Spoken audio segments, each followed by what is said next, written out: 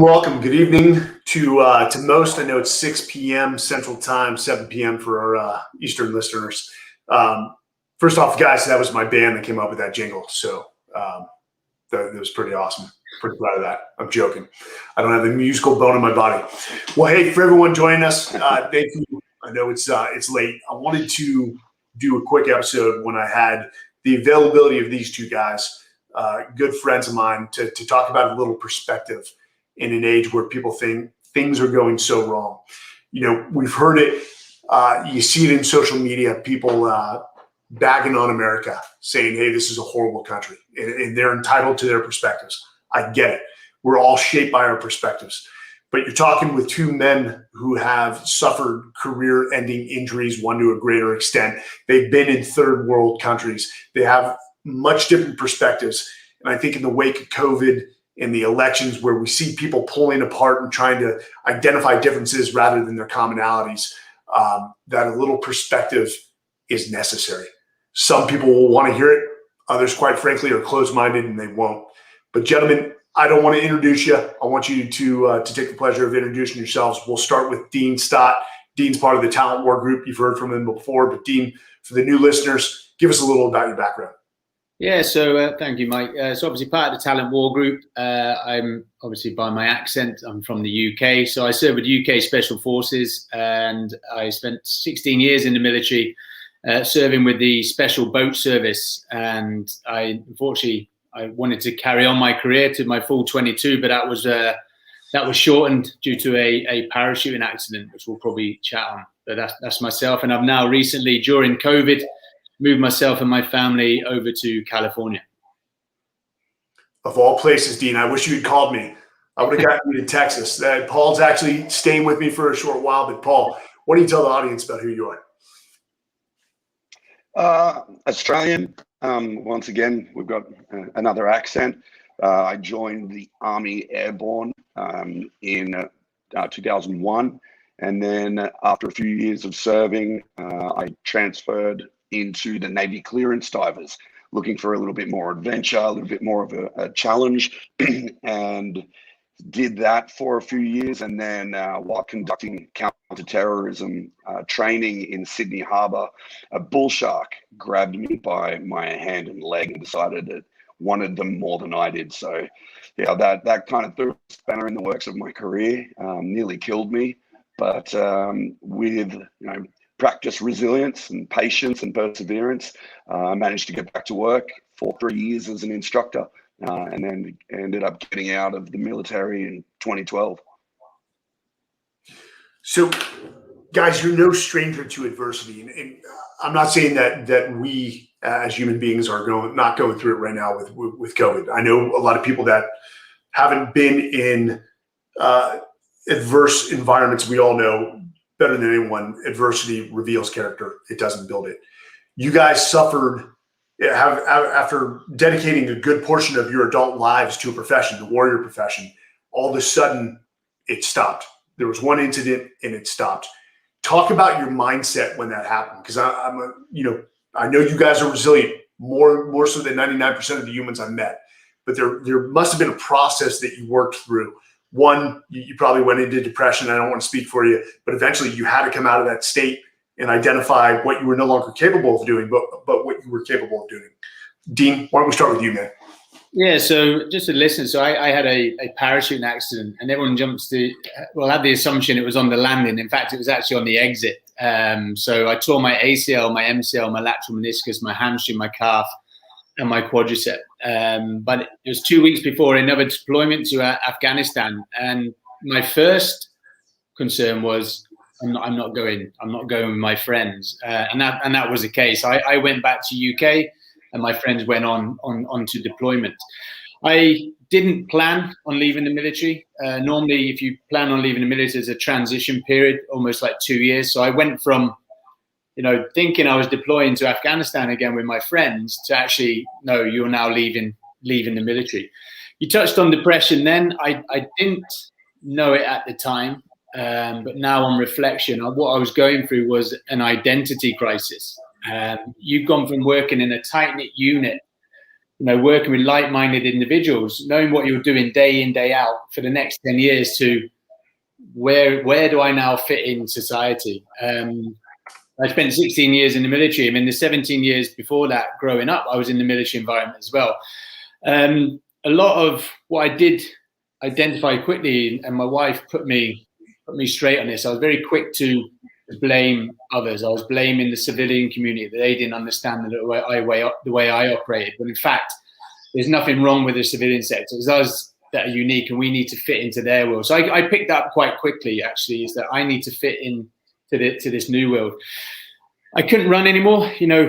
My time in the military was built on my physical attributes. That's how I managed to get to where I was, and I now couldn't even run 100 meters.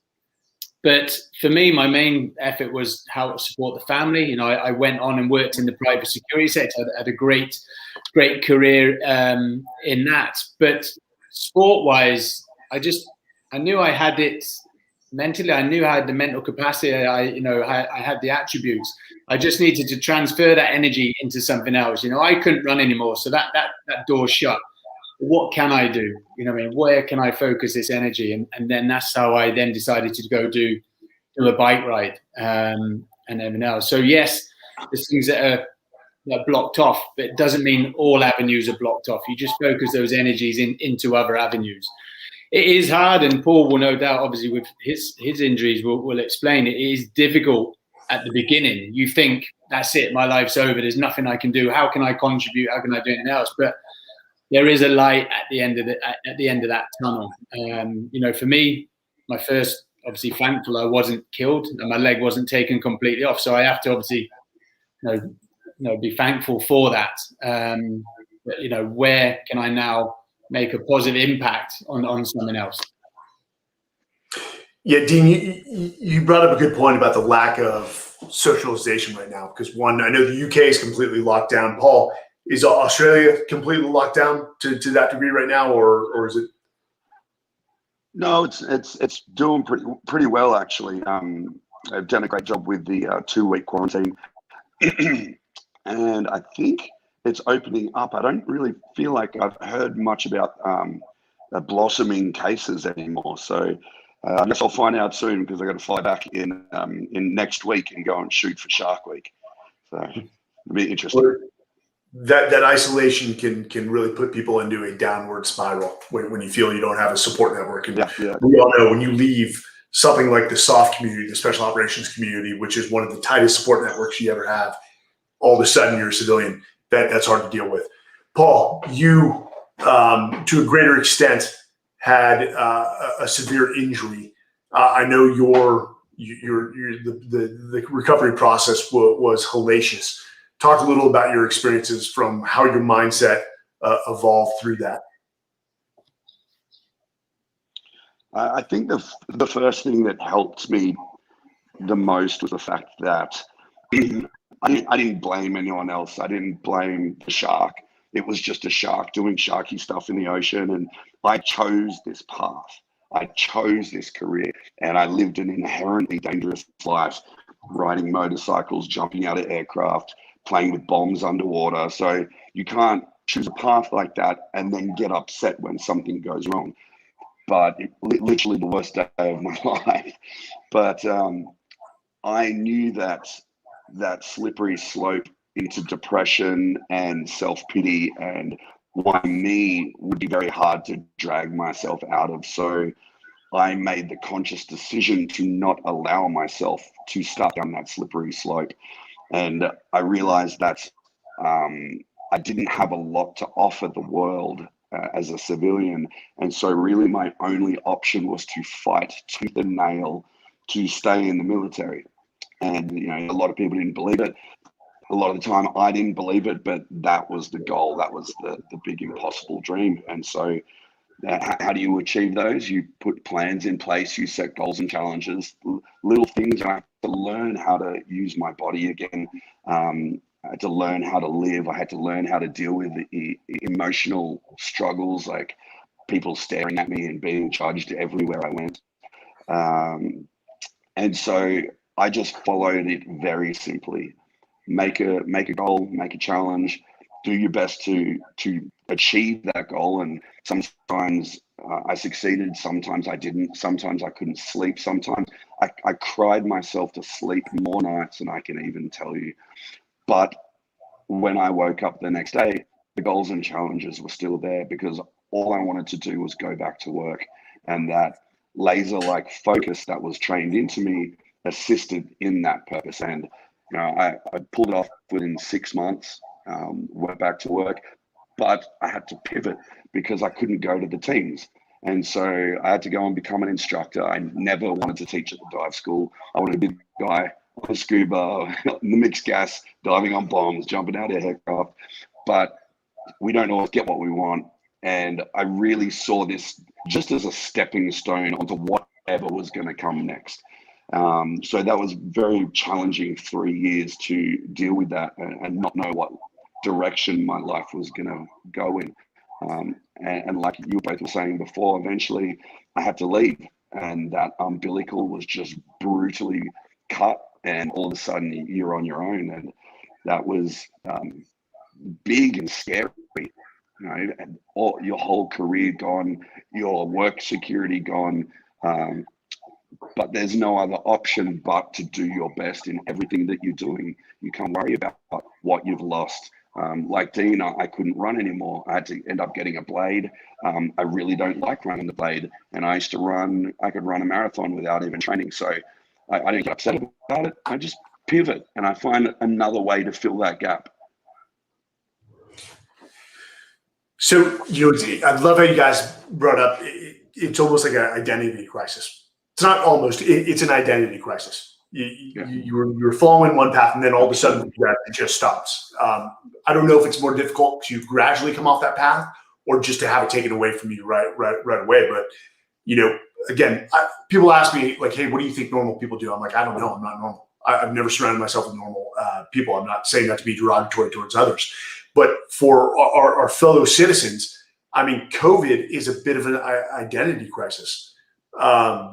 They were working in the workplace. There was collaboration, teamwork going on with their respective companies, and then all of a sudden that's taken away, and they're put into isolation. And as I said earlier, I know we've all been through SEER training. That's what they do. They put you into isolation, and it plays with the mind. What advice do you have to those people that are just struggling from being isolated or suffering from the effects of COVID?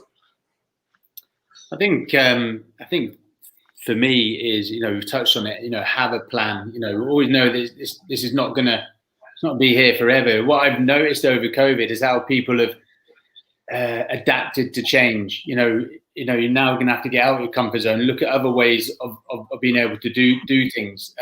So there's some very, you know, you see some companies growing and some actually shrinking. It's those that are willing to, you know, change the way that they operate. You know, it's very easy though when everyone says, "Oh, we're all in the same boat." You know, everyone's got a different boat. You know, some have got cruise liners and some are paddling in a little kayak. So it's very difficult to say we're all in the same boat. But for me, you know, one thing I really push on is the importance of physical activity. For me, I need to be physically active. So obviously this lockdown, I see more people now going out running and cycling. So for me, one of them is maintaining that physical activity or doing it. Communication, you're not alone. Everyone says, everyone feels like they're on their own and they're not. So, communicate with others. I always get the question as well. A lot of it's posed.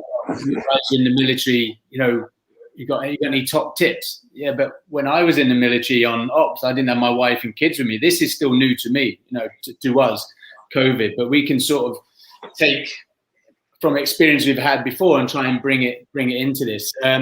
One thing I'm probably taking from this discussion is from what Paul said is have a plan, have a mission, or have a goal. You know what I mean? You can have the best plan in the world and it never goes to plan. Plan doesn't survive first contact, as they say. But, we didn't know about COVID. But have a plan and just keep moving forward. I didn't see myself moving to America this time last year, but I didn't let COVID stop me. I just keep pushing forward if you can. But like I said, it's very easy to say we're all in the same boat and we're not. That's a great point. That physical fitness thing is huge. Yeah. So we understand that. We understand that's the foundation. Without the physical, the health foundation, you can't build anything else. You can't build the mental. You can't build the spiritual. But Paul, what advice do you have given some of the challenges you faced before? The first thing, like Dean said, physical fitness. It's the first thing I do every day. It was the first thing I did when I was trying to recover. I didn't have any rehab. I did it myself. I had no counseling. I did it myself. So one of the things that I found most useful, and people talk about this a lot, it's the internal monologue. It's the voice in your head that you use to create your reality. So anything you focus your mind on, you're going to amplify in your personal reality. So make sure that you're feeding not just your body well, but feeding your mind well. You're going to program yourself by the things that you're putting in your head, what you're reading, who you're listening to, what you're watching on the TV. So make sure you're feeding your mind with the correct sort of sustenance and nutrients so that it can be more resilient when you're struggling, just like you do your body. And look, we live in an incredibly technologically advanced age. I got a robot hand, for God's sake. I got a $200,000 leg. We have the internet. We have the wealth of the world's knowledge in a few keystrokes. Use that technology. If you're feeling isolated, reach out to people. There's WhatsApp, there's Skype. There's so many avenues for you to not feel isolated. So just make the most of what the tools that we have at our disposal. You bring up a great point, dude. And it's almost like, I've talked to a lot of people during COVID, and I understand they're going through a rough time. But, I always ask them, so what are you doing? What are you doing to combat that? And they're not doing anything. And they're stuck in this cycle of pointing fingers and casting blame that it's everyone else's fault, that they're so lonely, that they're just sitting at home. And I'm like, well, get up and move. And, we always used to say in the military, when in doubt, just move. Just start moving in a direction, and the rest of the information will come in and you can adjust accordingly. But there's people that are refusing to get out and move or to socialize, as you're saying. Guys, I think this brings me to a point, like both of you, again, face challenges and you decided to move. You didn't know if going in this direction would be the right direction, but for you, Dean, and I love your story, brother, you picked something that was so foreign to you, but you're like, I'm going to break that record. And Paul, for you, people think you're absolutely batshit, crazy, because you decided to step into the same element that changed your life, fundamentally changed your life, not for better or for worse, but changed your life. Guys, talk about how deciding just to move in one direction and challenging yourself changed your lives. I think an analogy I heard actually, which relates to something you just said, Mike, is the body is like a river. It needs to keep flowing. You need to keep moving. As soon as you're stagnant, you're in a pond. There's like the disease. So for us, especially, I don't want to, especially as in the military, we like to have a purpose or an objective. So for me, when I decided to step back from the private security industry, I ended up working with my wife in property developing. With my backstory, I wasn't really interested in the heating system or the plumbing system or the drawings. I needed to focus my energies, physically and mentally onto something else. So as you touched on there, for me, my injured leg was now 2 kilos lighter than my good leg because of the muscle wastage. So I just bought a push bike off Amazon and just cycled to and from the office. But straight away, that instantaneous feeling of being active again was amazing. I wasn't doing big miles, but I was on my own and I was clear in my mind. And for me, I'm the sort of character, I can't just go join a local cycling club or kayaking club. What is the biggest challenge out there? Which sounds quite arrogant, but that's what I did. I, having only cycled 20 miles, applied for the world record for the world's longest road, 14,000 miles at the age of 40. But I knew from my experiences before, the military is very good at in planning, planning and executing. And that's all I did. I just took that onto this challenge, took a military set of orders and just crossed out ammunition. And as I then evolved as a cyclist, introduced that into the plan. So for me, it was my own sort of little mini mission, really. And for me, I always like to do stuff that has impact. So philanthropy wise as well. So for me, it was promoting, physical activity helps your mental state. So we did it for a mental health campaign as well. So for me, I had my objective, and I had my reasons why we were doing it. I'm not saying to the audience, go cycle 14,000 miles. That's ludicrous. But set yourself your own little challenges, your own little goals. It doesn't have to be physical, it can be work-wise or whatever. But you have to have something to strive for, something to look forward to. Paul. I think it's important for us to remind ourselves to look for opportunity in crisis. I did go back to work. I pulled it off, did it for 3 years, but I hated it. I didn't like teaching. And I was getting more and more frustrated with my life at that point. And so I looked for other opportunities. And that came in the realm of speaking and sharks, two of my greatest fears. The only thing I was more afraid of than sharks was public speaking. And I managed to turn my life into a shark diving public speaker. So I try to walk and talk the importance of trying to turn your greatest fears into your greatest strengths, because it changed my world. It made my life so incredible. And honestly, look, I'm nothing special. People, you talk about the things you do in the military and the things that I get to do now, swimming with sharks and working with celebrities. And honestly, man, I'm nothing special. All I do is I do my best never to quit, and I pour my heart and soul into everything that I do, and that makes waves, and you can ride those waves. And so I feel very fortunate. Like you said, it wasn't a good thing or a bad thing. It was just the shark attack. It was just something that happened. I don't have to relive it. I just need to move forward because we've all got this life ahead of us now. So try and find the opportunity in the crisis that we're going through and start planning for that future, because it is literally up to you and the choices that you're going to make.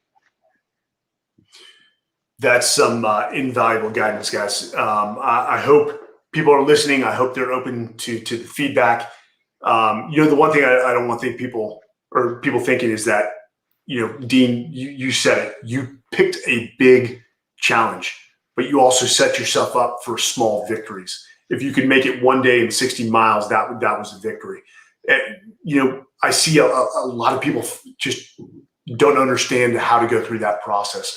Paul, for you, I remember you telling me the story of could you get that one pull-up laying in bed, even though the surgeons were pissed that you did it. Talk about goal setting. Even if it's a lofty goal, how do you approach those humongous goals? How do you take those down? Yeah, I think for me, the way I'll use the bike ride as an example. It's 14,000 miles. That's, what I mean. If you looked at 14,000 miles, I wouldn't even get on the flight. So what I did is I sort of took the knowledge from my time when I was in the military. So like special forces is 6 months long. On day one, you're not thinking about 6 months later getting your burying belt. You're just worried about the day ahead of you. What have I got to do today that gets me here tomorrow morning? And so that's what I did with my challenge. I broke the 14,000 miles into countries, into days, and I broke them into then 4 stages. So all I would do is I'd get up in the morning, I'd have my breakfast, and a big breakfast, and I'd just cycle as fast as I could for 2 hours. And then I would just get off the bike, very disciplined in my timings, have food and water. And then all I would do then is just look at the next 2 hours. I wouldn't look at that afternoon. I wouldn't look at the next day or the next week. So for me, mentally, all I was doing was 4 training rides. I wasn't doing a world record. So, a lot of these people, they'll have big targets they want to hit, and it's just too consuming. It's too big for them to sort of even comprehend. But it's that ice pick, just chipping away at the ice, just making sure you're achieving what you need to do for that day, and just wake up the next day. I see other people who do challenges and things like that, and they don't hit their target for the day, and they're really deflated. It's like, well, do what you need to do to hit your target, so then mentally when you go to bed that night, you're in the right headspace for the next day to set off, rather than waking up the next day already not in the right frame of mind. If you approach special operations training, looking that far down the road, you're going to fail. We always used to say just stay in the now. Yeah. Stay in the now. For us, it was if you can start training in the morning, just make it to lunch. Yeah. Make it to lunch, and then after lunch, if you can make it to dinner, the training's done and you're going to sleep. Yeah. But a lot of people fail to stay in the now, and I know things cascade for them. You both have some huge things coming up, books, events. Paul, let's start with you, man. I know you've got some good things. Where can the audience follow you? What do you got coming up? Mate, Instagram's probably the best place. I'm not really great with social media, to be honest, but Discovery Channel said I have to do it.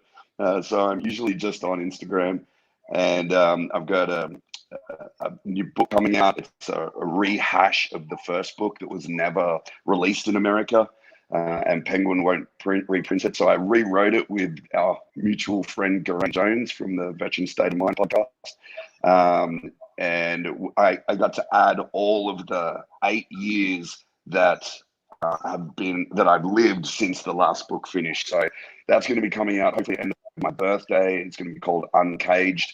And also Shark Week, obviously coming around in August. So I'm heading out to Australia. I'm going to be jumping out of helicopters, swimming with bull sharks. I believe I'm going to have Bob Irwin coming on one of my trips. I'm going to be introducing him to great white sharks, and then another 2 shows to shoot before August. So the next 6 months is going to be pretty huge. Just doing the Hollywood thing. I love it. Dean, like you have a book re-released. Yeah. So the book was launched in the UK a couple of years ago, and Jez Jones, Veteran State of Mind, he was my ghostwriter. So you're in good hands there, Paul. So it's going to be launched here, but the book is in 3 stages. You have the first third, which is my military and special forces. The middle phase of the book is the private security sector. How I sort of took the knowledge from the military into that, and ended up single-handedly evacuating the Canadian embassy out of Libya on my own, 18 military and 4 diplomats. But then taking all that knowledge from the first 2 thirds into the bike ride. So the book's called Relentless. So it'll be launched next month here in the US. I didn't look beyond the bike ride. I did it so I wasn't smuggling people across borders. And so I didn't see it as a career in guest speaking or future challenges. But for me, I like to, my USP is I'll take a sport or discipline I've never done before and find the biggest challenge. So 1st of February next year, I'm going to kayak the River Nile. It's never been done before from source to sea, the world's longest river, 4,280 miles. So unlike the bike ride, which has its issues, with the traffic and obviously some of the countries I go through, I've got crocodiles, hippos, civil war in South Sudan to deal with. So this year, pretty much ramping up for that and training. I've got nothing on either of you guys. Nothing to that cool. I released a book. No, Dina, I'm looking forward. We'll have you back on to go through Relentless. And Paul, same thing, man. I'm looking forward to your book. I think people have a lot to learn. Well, fellas, I appreciate taking the time to join us, giving your perspective on how to take these challenging times. I guarantee, again, some viewers have taken those things. For all the viewers, again, the Talent War Hour is sponsored by EF Overwatch, which is an executive search and talent advisory. If you're having any talent issues, they provide talent solutions to business problems, and they do it better than anyone.